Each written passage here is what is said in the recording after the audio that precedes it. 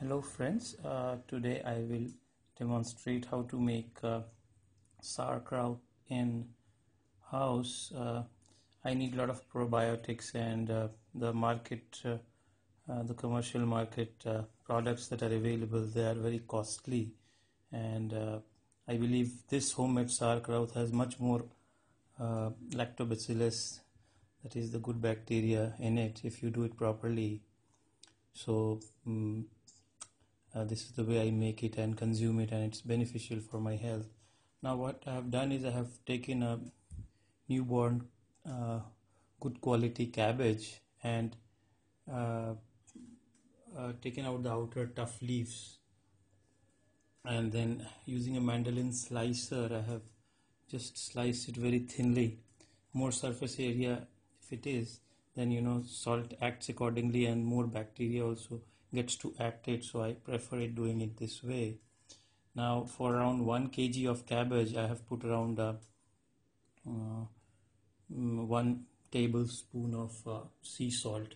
I'm not using regular salt because that contains iodine and many people say it's not good, so I have used the sea salt. You can use kosher salt or Himalayan salt or even black salt, possibly Sendha namak or something like that. And now once the salt is put here, I'll keep it for around 1 hour, and then I'll mash it with both hands so that maximum juice comes out of the cabbage. It should be the regular cabbage water. I'm avoiding the regular salty water that needs to be put sometime. Now I'll put this in glass jar. I've sterilized it. All the equipments that I'm using, I've sterilized it in hot water so that to avoid minimum infection of bad bacteria. And once I smash it, this cabbage, and the water comes out, I'll fill this sauerkraut in this glass jar and then put it for pickling. So now this cut cabbage was there for around 200 with the salt, and now it has kind of started releasing the water. Now what I'm doing is, with clean hands, I'm using medicated gloves to avoid an infection going there, and you have to start crushing it and maybe mashing it. You can even muddle it, and between using your fingers you have to start mushing it so that the water comes out. That is what is our aim is, because cabbage has enough water in it. For example, if I show you, if I just hold this cabbage and can you see how much water is coming out? So that is what our aim is. We need to get the maximum water out of this so that the brine is formed with the cabbage water itself. I don't have to add any other water, because normally when I use the tap water, it has chlorine in it, and that might inhibit the bacterial growth. So just to keep on the safer side, I'm not trying to use it.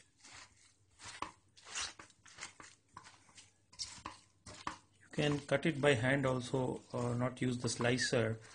It would be a bigger piece than this.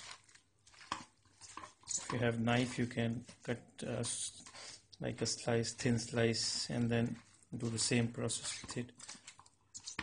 So now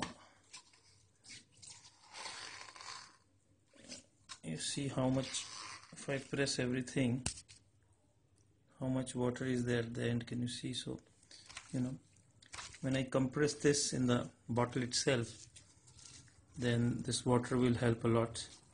Now what I'll do is I'll start filling this cabbage in this bottle, sanitized bottle that I've put here, and then pour this water from the top. Normally you should use 2% salt in this. Very less salt will not do much to it, and this might get moldy and very salty, like too much of strong brine solution might just inhibit any kind of fermentation. So you can, if you taste it also, you will start feeling it 2-3 times if you make it you will come to know how much salt is okay, and uh, it becomes sour also. So to that sour tang, and due to the lactic acid formation, the bacteria has to act, so it should get the right medium and the right temperature. Right now here in my kitchen it's around 29 to 30 degrees centigrade, so that is possibly ideal temperature, not too cold, not too hot.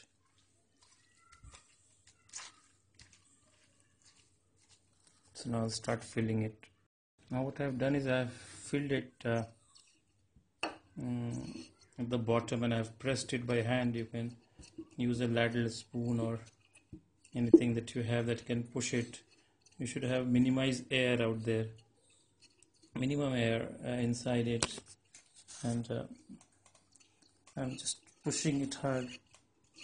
We need a least of oxygen there to avoid oxidative fermentation, that is aerobic fermentation. So now you have to fill it around 75% of the jar, so that less oxygen is there. This bottle is too much, but this is just for the demo purpose.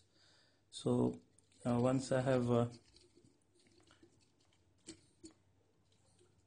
put all this, now there is a pure cabbage water that is there. Now I'll pour it at the top of this. Now you see here I've put the cabbage water here, and most of the cabbage is at the bottom.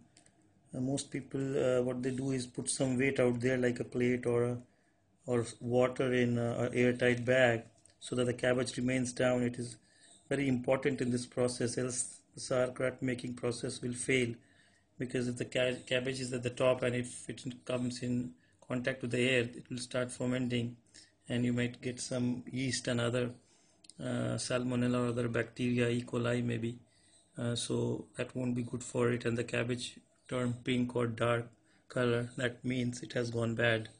So you have to make sure there is no cabbage floating, and also the brine solution is stopping the cabbage itself. Now every day you have to check it, and if some scum is forming at the top, or some white thing you are seeing floating out there, you have to clear it, and you have to keep uh, with its progress. Every day you have to watch it, and like within 5 to 6 days it will start preparing itself, and according to your taste, once you think that it is okay, it might even take 20 days, 30 days, and then once it is done, you can refrigerate it and start consuming it. So I'll monitor the progress out here.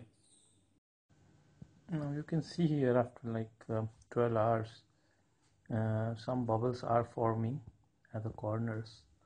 And if I show it to you from sides, you can see here the liquid is still at the top, but the cabbage is starting to come at the top. It's not in the state where it was earlier when I had set it up. So to avoid contamination, I'll shift it to another jar that I have sanitized, and uh, put a cover on the top of it so that this cabbage doesn't come up.